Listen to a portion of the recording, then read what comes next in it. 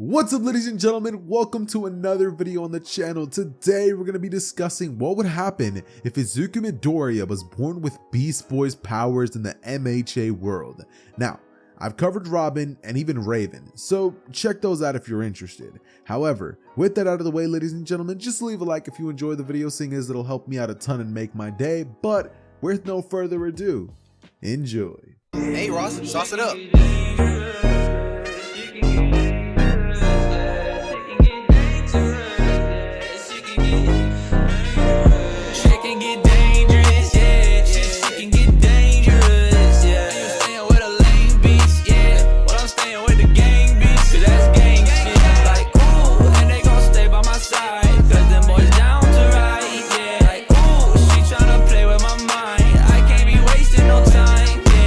We start our story off with a phone call.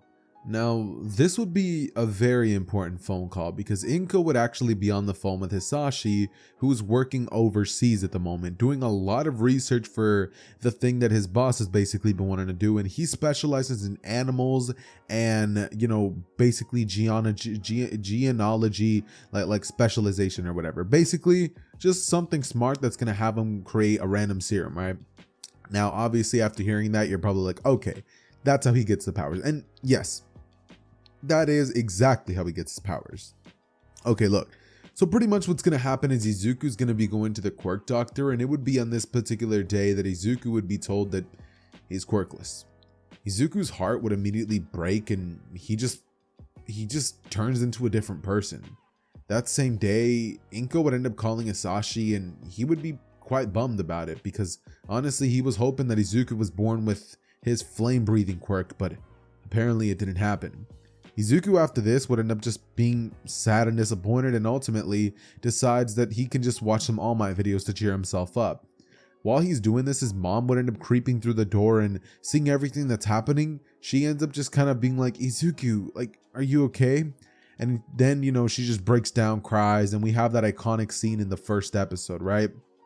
And when Izuku goes to school, he obviously would tell everybody of his quirkless status, and after that happens, the bullying would immediately commence. Izuku remains quirkless until the age of 7 years old, and it would be on this day that Hisashi would have decided to take Izuku with him to America. Or not to America, but a very, very distant area of Japan where, they're working and all that stuff. So that's why Izuku's going to be with his father. It would have been one of those bring your kid to work day, and Izuku would be there with Hisashi. Hisashi would be having a phenomenal day. I mean, he was very tired and he had very dark bags around his eyes. However, he was coming close to a breakthrough, and he was talking about it all day, telling Izuku how close he is, how this is going to revolutionize everything. Like literally medicine is going to go through the roof, and people are going to be able to heal themselves. Like, with animal genealogy, they could change so many people's lives.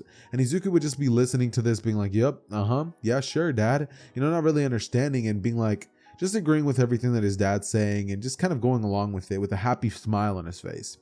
Eventually, a bunch of guys with suits would walk in and end up telling Hisashi that his research project and everything that he's worked on will definitely be being canceled now, and everything that he had must be destroyed, saying that it appears that finally their research got out into the public, and it appears that many people don't actually agree with what they're doing, so they're shutting the whole thing down before their corporation gets caught.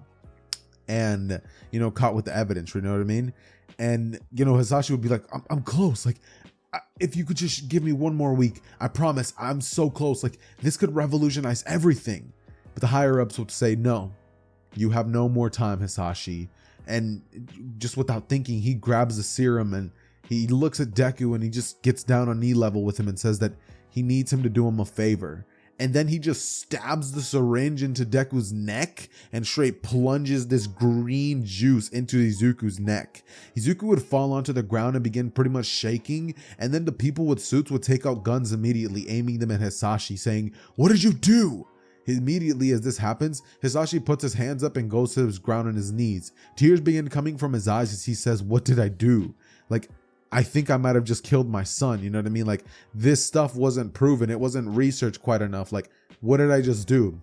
And Izuku's body would begin twitching as they would aim a gun towards the direction of Izuku, and Izuku would end up pretty much transforming into a beast, like a gigantic, like gorilla, yeah, like a just gigantic gorilla, like a super powerful, massive one from like back in the days, right?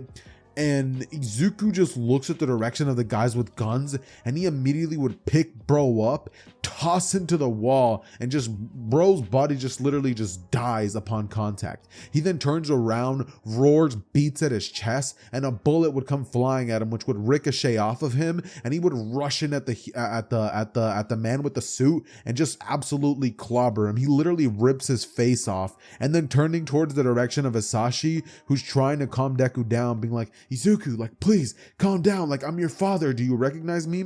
But Izuku does not care at all about what's going on, and he runs through Hisashi and all of the other guards that would end up arriving, just killing each and every single one and pretty much going haywire. Izuku just destroys so many people on this particular day, and Izuku would be one of Hisashi's worst mistakes, if not the biggest mistake of his life. Because him injecting that serum into his son in that condition, in that environment, was just a terrible idea. Had this have happened behind closed doors and glass that was like bulletproof, then maybe, but it was in a horrible position. Eventually heroes end up arriving to the scene, and once they do, they're finally able to subdue Izuku. However, once the fight would end, they would end up taking Izuku and immediately taking him towards Tartarus, where for years, Deku would just rot away in the prison. He would meet a lot of the inmates, and Izuku's personality would end up shifting towards that of Beast Boy's. Now, is it that because of Izuku's own merit? No. It's because of the fact that Izuku decides that he's not going to just let his status of being a prisoner in Tartarus ruin his life. Like, obviously, Deku wasn't treated like a villain because it was uncontrollable. However, Izuku being there wouldn't be treated that bad, and he wouldn't be around like the most villainous inmates in the world, just more of like the chilled out ones. So Izuku would learn a lot of things about how the outside world was and speech, and he'd be taught a lot of things in prison. He'd be getting very, very tired of prison food, and during his time that he would be in prison, he would not be a vegan because he doesn't know of his ability to transform into animals. However, his green skin would be a permanent thing in Izuku's life, and one day when he's in Tartarus, some random person would come to visit him. Izuku would be called out, and eventually he would make his way towards a separate room where there would be armed guards all over the place. Nezu ends up holding his hand up and saying they're allowed to go, and Izuku would be taken out of his cuffs. Izuku, after this happens, would look at Nezu and ask him what he thinks is stopping him from turning into an animal and ripping him to shreds. And Nezu would say that they both have something in common. They're both animals. As Izuku would sit down and listen to Nezu, and Nezu would pretty much offer him a choice. He can either remain in Tartarus for the rest of his life and do nothing, or he could be living a normal life. He could be training to become a hero, and he could be given a full ride scholarship to UA. Nezu is read up on Izuku's file and his quirk, and it seems very impressive. And from what he's seen, it was an outlash, something that Izuku had absolutely no control over, right? That's what Nezu would ask.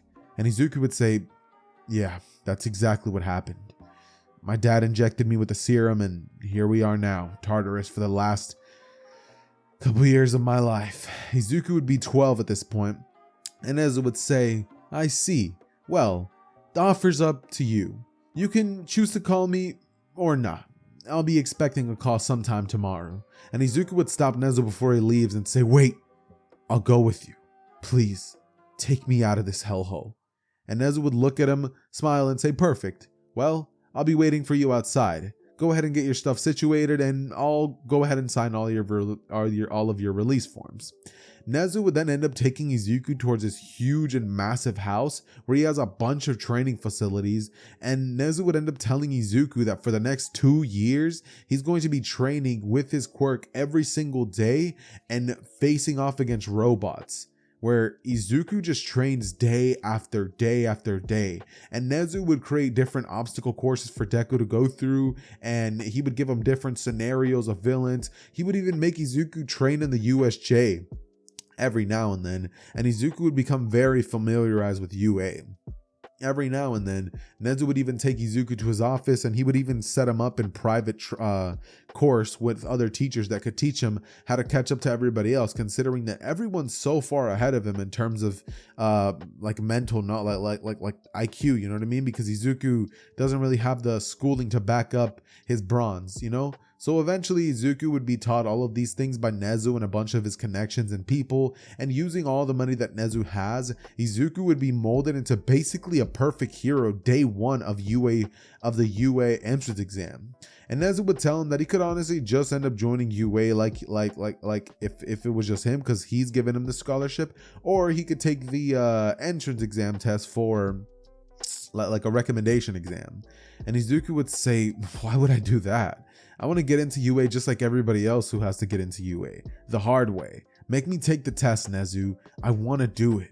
And Nezu would look at him in a bit of a weird expression, being like, why would you do that? Like, you're given the option not to have to go through with that tedious task and you still want to do it? He would ultimately end up agreeing, and Izuku would ultimately make his way towards UA on that particular day. Izuku would end up arriving on a chopper, and when he steps out, everybody would immediately look at the color of his skin and judge him. And Izuku would look at them being like, it's probably because I'm different. And everybody would be looking at him, and of course they're judging him because he's green. And because of that, Izuku would make his way inside. Once Izuku's inside, he would end up seeing everybody and realizing how much competition he has to deal with. Izuku would slightly get nervous. However, eventually he would hear a blue-haired boy go up to stand up and then begin questioning Present Mike. Present Mike would immediately roast this kid and burn him, saying that if he would have just paid attention, he would have understood the point of the test and the 0 pointers. He was getting to that. And Ida ultimately sits down and would finally be quiet, you know? But once that ends up happening, Izuku would make his way towards the outside portion after acing the written exam, and ultimately once there, Izuku would begin trying to make his way towards the front before he's suddenly grabbed by the shoulder by a random boy with blue hair. Again, the weirdo who ended up yelling at Present Mike. He would end up telling him that it's not nice to go and interrupt people when they're trying to get psyched up, and Izuku would say he was just going towards the front, with Ida just bowing down, immediately being like, oh, my apologies, I thought you were trying to bother that girl. And Izuku would say, of course not, wouldn't want to mess up her chances, right? And Ida would say, right, before he bows and apologizes again, and Izuku would make his way towards the front, when suddenly he notices Uraraka's very worried expression, and he gives her a quick little speech and pump up talk, you know, to get her really going. Uraraka would finally lose her nervousness, and eventually Present Mike would end up telling everybody that they need to go. There's no countdowns in a real battle. What are they doing? Ultimately, everybody would finally make their way towards the robots, and Izuku would immediately transform into a cheetah, running towards the direction of a robot before transforming into a gigantic T-Rex and just crushing it between his jaws. Following this, Izuku would turn himself into a rhino and rush towards the direction of 3 robots, just kind of like ramming them, before he then turns into a snake of an anaconda and begins slithering up a building, before then ultimately turning into a bird and flying up into the air, getting a perfect bird's eye view of the city, and ultimately noticing that a bunch of robots were all in a certain location towards the back end of the test. Izuku would fly there as fast as possible, and Ida, noticing this, using his engine quirk, would rush over there as well, wanting to see why Izuku's making his way over there, realizing that there's probably a bunch of robots there. But by the time that Ida gets there, Izuku would have already transformed himself into a gigantic whale, the biggest the biggest animal in the world currently, and he just lands on all the robots. It would be like 10 3-pointers, 2 2-pointers, and 7 1-pointers, you know what I mean? And Izuku just gets a grand total of like 176 robot points before finally the ground would begin rumbling, and Izuku would realize that it's about time the 0-pointer came out. Looking around, he wants to see if anybody's willing to take that thing on, considering that the first time he had to face that thing off, he was extremely scared. But after having practiced against robots for so long, Izuku could take this thing out no problem because he knows the ins and outs of it and has fought it multiple times. Izuku, once seeing this, would begin rushing over there, and upon doing so, he realizes he can hear a girl begging for help, but everybody's just leaving her. Izuku immediately rushes over towards Araraka, wanting to help her as soon as possible, throwing rubble off of her before asking her if she's okay, and she'd be like, "Look out!" pushing Izuku out of the way as, the zero pointer was about to stomp on her. However, Izuku was not about to have any of this, and Izuku would pretty much turn into a gigantic pterodactyl, right? As he flies in, grabs Araraka and flies her on top of a building. Araraka would look up to see Izuku as a gigantic bird in the not bird but dinosaur, and then Izuku would proceed to transform himself into a massive dinosaur, right? Like a T-Rex. Obviously, it's nothing compared to the zero pointer. However, Izuku would ram the zero pointer, and the zero pointer would end up trying to punch at Izuku. Izuku from here would turn into a small hummingbird, and he flies towards the compartment of where the electronic section of the zero pointer would be at.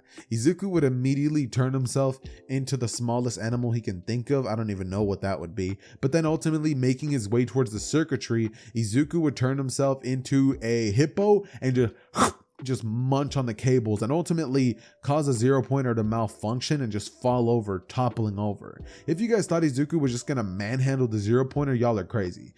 Like stay in realism, boys. Even though he has the ability to transform into animals, we're not gonna be doing all that.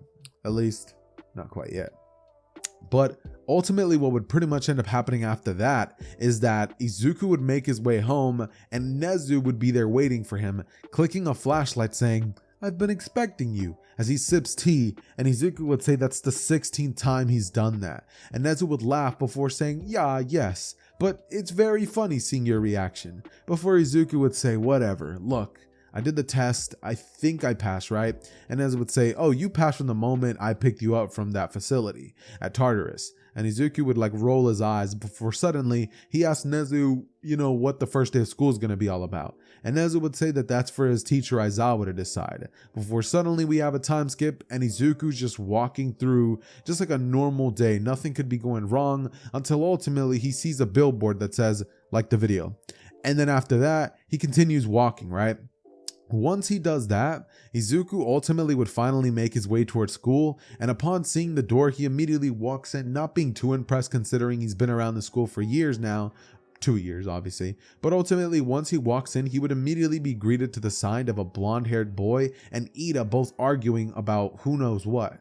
Izuku would make his way towards the back, staying quiet, but one specific girl would catch his attention immediately. And that girl would be Mina Ashido. Why her? Because of the fact that she has a different colored skin as well, and Izuku thinks it's interesting the way she looks.